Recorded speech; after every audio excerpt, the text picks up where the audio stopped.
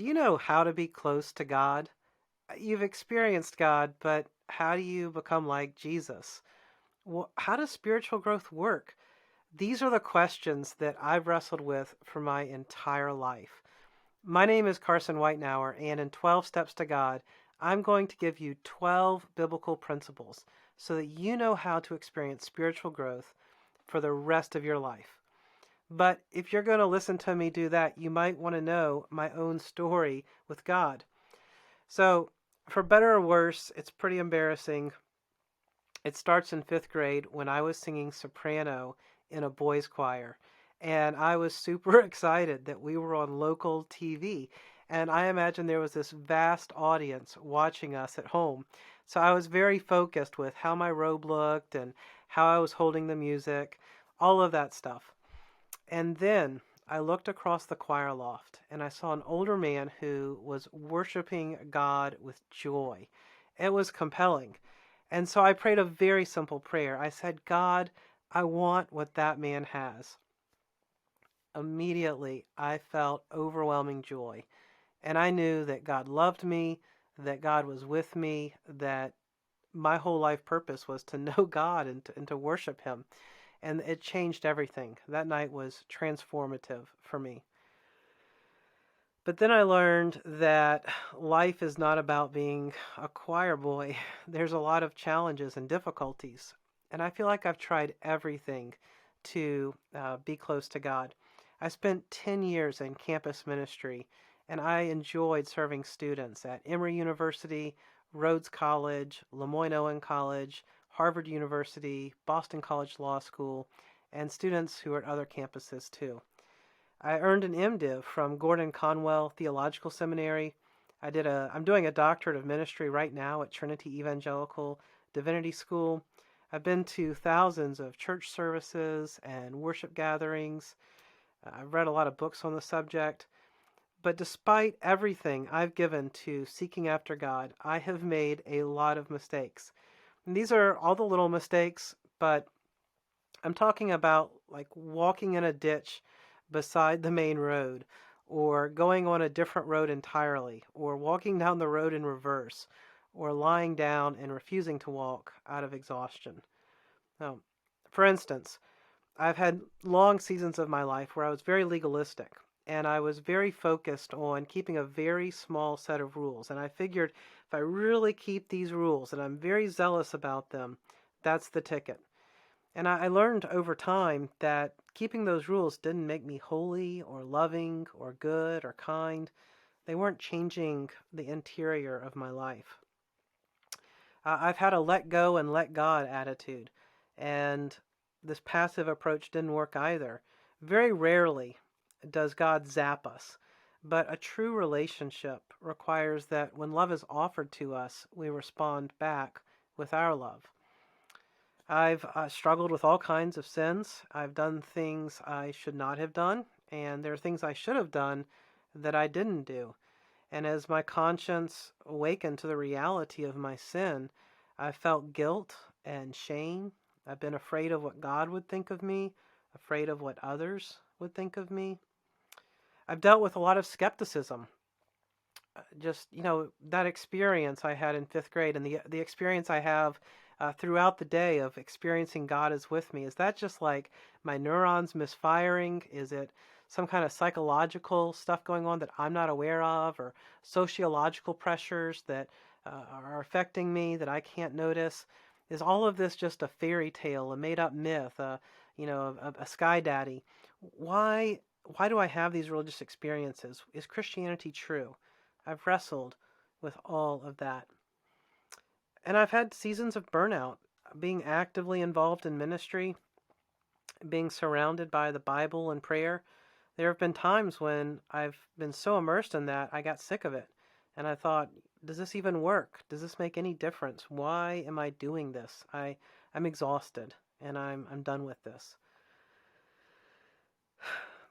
The hardest experience of my life with God is what I experienced at Ravi Zacharias International Ministries.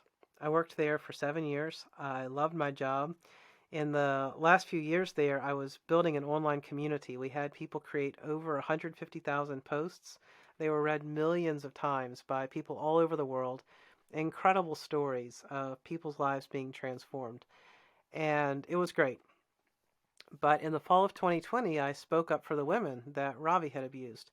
And I did so in good faith, thinking this is an organization where we value truth and respect, and we're going to take this seriously. And I was very disillusioned to see how harshly loyalty was enforced, and started to pick up on all the lies that were being told. And just the traumatic retaliation that came my way for speaking up was incredibly painful and hurtful. So in January of 2021, I resigned in protest and slowly began to pick up the pieces of my life. I was uh, just beat down by that. And I was kind of walking around like a zombie, just feeling dead inside. And with the help of God and a counselor and my family, friends, people at church, I slowly began to rebuild the pieces of my life. And I'm still a work in progress there. By September of 2021, we started Uncommon Pursuit. A really incredible group of people came around me as the board of directors, and we got going. And Uncommon Pursuit, some people hear that name and they think, oh, you guys are like the Navy SEALs of Christianity. You're really uncommon in your pursuit of God. And that's actually the opposite of what we mean. We're ordinary, regular people. God's uncommon pursuit is what we're excited about. So we say uncommon pursuit is a place for people to respond to God's uncommon pursuit. We're passionate about being transformed by God for God's mission. That's what we're all about. So, as we get started with 12 steps to God, I've got 3 encouragements for you. I didn't try and do all the 12 steps, but I've got 3 things I'd really like you to consider as we get started. So, the first one, take this course with friends. And the reason for that is that spiritual transformation always happens in the context of loving relationships. And so if you take this course with a small group or a good buddy or your wife or your husband or whoever it is that's your roommates, take this course with friends. It'll be far more transformative to go through this together with others. The second encouragement is I'd like to invite you to take this course with me and with the Uncommon Pursuit community. We are seeking to shine the light of Christ online. In a world where people are spending hours and hours a day online, we want to create an incredible witness to Christ in that space. And so come and share your contributions, and you're going to encourage people all around the world with what God's showing you. And then others, they're going to encourage you with their posts, and we can just love and serve one another and build an incredible place for spiritual formation for the global body of Christ. But the third and most important invitation I have for you is to consider why this matters to you. Why does spiritual growth matter? Why does God matter to you? There's all of these answers that would rush to the front, easy answers you could give for why it matters. But I want to invite you not to have a hazy, yeah, I kind of thought about it answer. I want to encourage you to take some time to not only pray about it, but to write down your answer. And when you write it down, it's going to create a clarity about why you really care.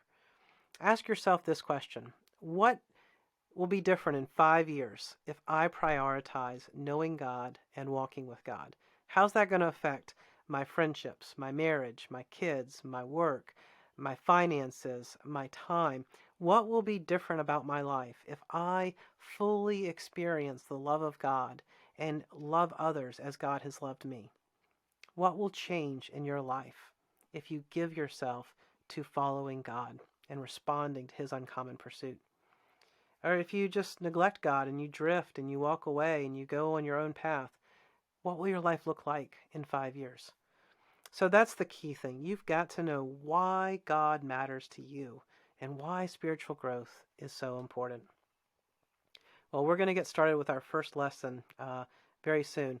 But while you're waiting for that to come, I want to invite you to come on over to Uncommon Pursuit, introduce yourself in the community. We'd love to get to know you. I'll see you soon.